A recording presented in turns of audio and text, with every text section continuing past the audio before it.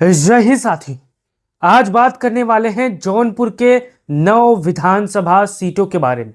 2027 में संभावित माहौल क्या है और 2024 में और 2022 के विधानसभा और लोकसभा चुनाव में किसकी बढ़त थी 9 के 9 सीटों पर। क्या 2027 के विधानसभा चुनाव में समाजवादी पार्टी 9 के 9 सीटों पर धमाकेदार वापसी करने वाली है? क्या बाबू सिंह कुशवाहा और प्रिया सरोज का जलवा जौनपुर जिले में फिर से कायम होगा? अगर आप जौनपुर के होंगे तो आप इसको लेकर अपना राय दीजिए और बताइए कि जो संभावित आने वाला परिणाम है वो क्या हो सकता है। पहले यहाँ पर हमारे पीछे आप तस्वीर देख सकते हो और पढ़ सकते हो। जौनपुर की 9 सीटों पर सपा की वापसी, बाबू सिंह कुशवाहा प्रिया सरोज का जलवा कायम होगा।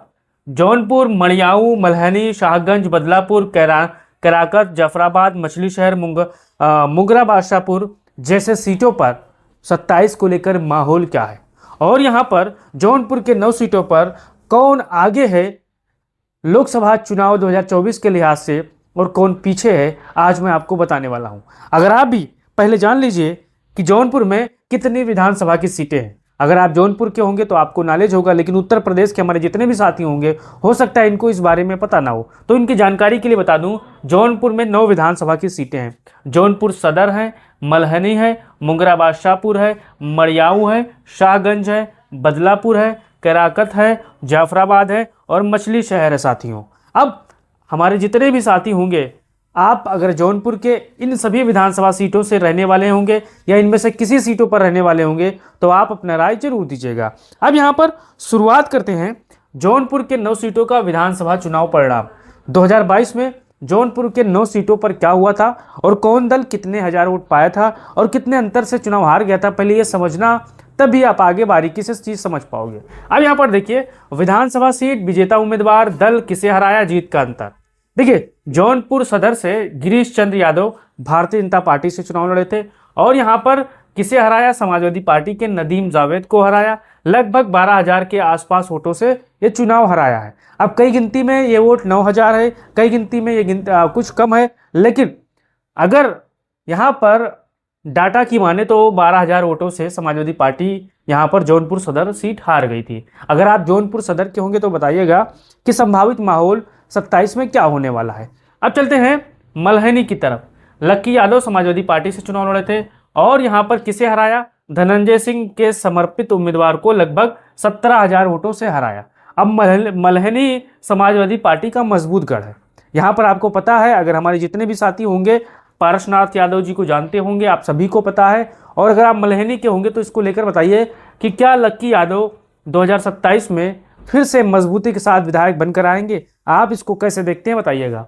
अब देखिए, लक्की यादव जी ने 17,000 वोटों से यहां पर धनंजय सिंह के समर्पित उम्मीदवार को यहां पर चुनाव हराया था। अब यहां पर देखिए, मुगरा बादशाहपुर से पंकज पटेल समाजवादी पार्टी से चुनाव लड़ते हैं, भाजपा प्रत्याशी को चुनाव हराते हैं और लगभग 4,000 वोटों से यहां पर चुनाव यहां पर जीत जाते हैं। अब यहां पर कई डाटा 4,000 से ज्यादा कहते हैं और अगर हमारे जितने भी मुगरा बादशाहपुर के साथी होंगे वो बताइएगा कि भाजपा प्रत्याशी कितने हजार वोटों से चुनाव हारे थे और 27 में मुगरा बादशाहपुर को लेकर क्या यहां पर आपके हिसाब से अनुमान क्या है।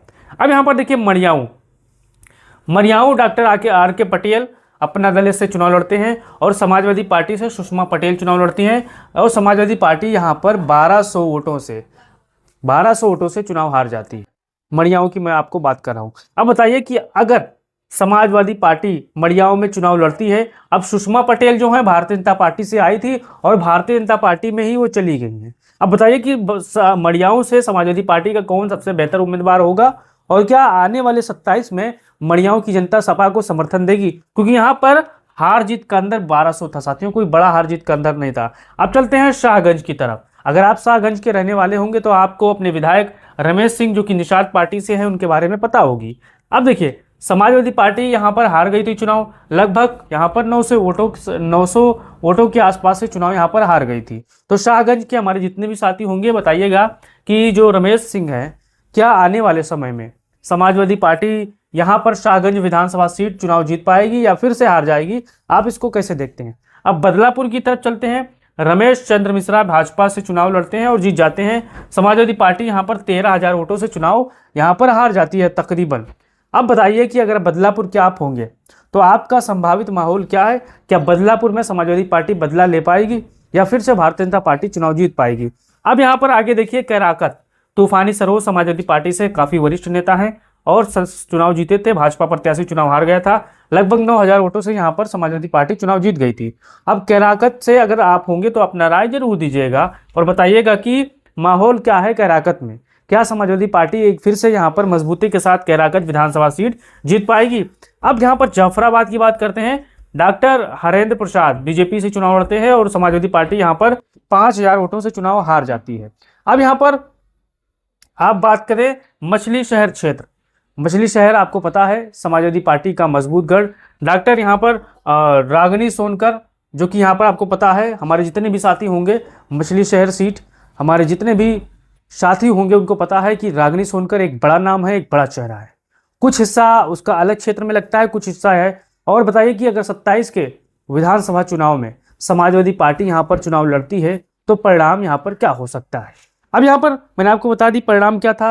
अब हमारे जितने भी साथी होंगे अब बताइए कि यहाँ पर देखिए किस दल ने कितनी सीट जीती थी। देखिए दल सीटें, बीजेपी 3 सीट जीती थी और समाजवादी पार्टी 4 सीट जीती थी। अपना दल एस 1 सीट और निषाद पार्टी 1 सीट यहाँ पर चुनाव जीती थी।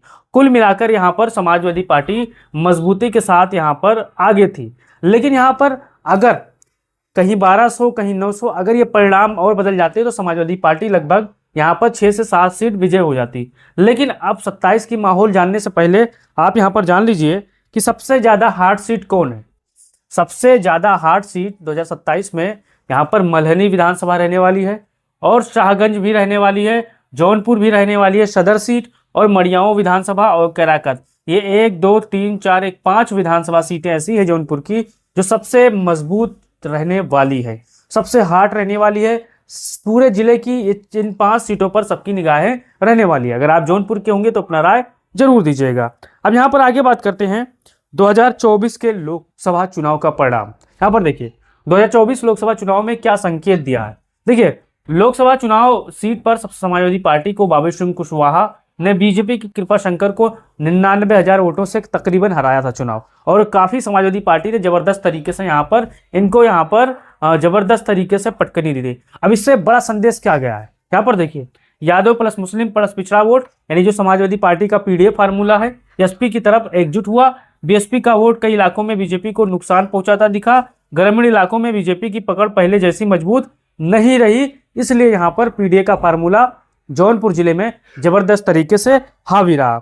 अब यहाँ पर देखिए सीट, यहाँ पर मैं आपको बता दूं सीट 2022 की स्थिति और 2027 का संभावित माहौल मैंने यहाँ पर आपको लगाने की कोशिश की है और बताने की कोशिश की हूँ कि 2022 में कौन मजबूत था, 2027 में कौन मजबूत है सीटों पर। देखिए बदलापुर की बात करें तो बीजेपी बहुत कम अंतर से 2022 का चुनाव जीती थी और 2027 में संभावित माहौल एसपी के लिए यानी समाजवादी पार्टी के लिए बदलापुर विधानसभा सीट में बड़ा मौका यहां पर दिख सकता है।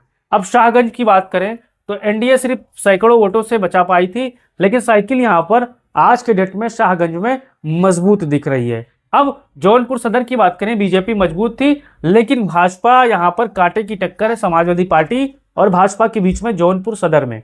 मल्हनी की बात करें तो एसपी का गढ़ है और एसपी आज भी बहुत काफी मजबूत है साथियों, क्योंकि जौनपुर पूर्वांचल का हिस्सा है और पूर्वांचल में लोकसभा चुनाव हो या विधानसभा चुनाव समाजवादी पार्टी मजबूती के साथ हावी रहती है। अब देखिए मुंगरा बादशाहपुर में एसपी मजबूत है, मुंगरा बादशाहपुर में सपा को बढ़त है। मड़ियाओं की बात करें, अपना दल कम अंतर से चुनाव जीता था लेकिन यहाँ पर सीट पलट भी सकती है। आपको पता है मड़ियाओं से चुनाव कौन लड़ा था, सुषमा पटेल आपको पता होगा, भारतीय जनता पार्टी से आई थी, भाजपा छोड़कर समाजवादी पार्टी से चुनाव लड़ी थी और बहुत ही कम अंतर से चुनाव हार गई थी। लेकिन अगर मड़ियाओं के हमारे जितने भी साथी होंगे बताइएगा कि मड़ियाओं से कौन बेहतर उम्मीदवार हो सकता है सपा के लिए, वो भी कमेंट में बताइएगा। अब देखिए जाफराबाद गठबंधन का असर, मुकाबला यहाँ पर खुला है।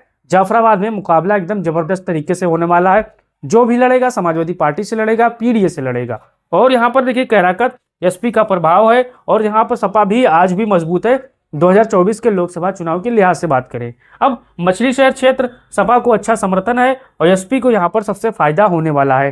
मछली शहर विधानसभा सीट आपको पता है, मछली शहर लोकसभा सीट आपको पता है, प्रिया सरोज वहां से विधायक है, और मछली शहर विधानसभा सुरक्षित से रागिनी सोनकर विधायक है। यानी सपा की जो चर्चित हैं वो मजबूती के साथ देश दुनिया में काफी यहाँ पर फेमस हो रही है। तो आप यहाँ पर हमारे जितने भी साथी होंगे, अब यहाँ पर देखिए, अगर 2024 वाला परिणाम ट्रेंड में रहा तो परिणाम क्या हो सकते हैं ये भी जान लीजिए। यहाँ पर देखिए, एसपी गठबंधन को 6 से 7 सीटें तक यहाँ पर मिल सकती है, और भाजपा गठबंधन को 2 से 3 सीटें यहाँ पर सिमट सकती है। शाहगंज, बदलापुर और मड़ियाऊ चुनाव की सबसे रणभूमि बन सकती है। पूर्वांचल में अभी जो माहौल बन रहा है उसमें जौनपुर को लोग मजबूती के साथ सपा के पक्ष में देख रहे हैं। तो अगर आप हमारे जितने भी जौनपुर के साथी होंगे अपना राय दीजिएगा, और मेरे बोलने में और कुछ पढ़ने में गलती हो गई हो तो आप क्षमा कीजिएगा, क्योंकि जो आंकड़े हैं वो आंकड़े जहां से जैसे मिलते हैं हम लोग मजबूती के साथ उसे आपके सामने रखते हैं, और वीडियो बनाने में काफ़ी मेहनत लगती है। तो एक सब्सक्राइब और फेसबुक फॉलो आप जरूर कर दीजिएगा पेज को, ताकि अच्छा लगे साथियों, और वीडियो को शेयर कर दीजिएगा। जय हिंद।